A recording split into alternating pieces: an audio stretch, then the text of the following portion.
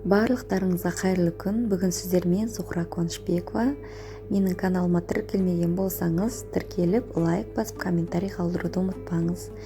Яғни бүгін бізде асыққан кезде әсіресе бір тестадан бірнеше заттар дайындайтын боламыз.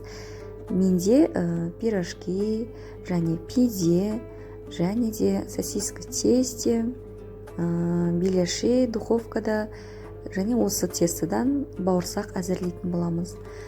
Ол үшін бізге 500 мл сүт керек болады, 10 граммдай аштқы, яғни дрожжи керек болады, және де 5-6 қасық қант, аздаған 1 чайный ложка тұз қажет болады, және 100 грамм май ертілген, міндетті түрде 2 жұмыртқа.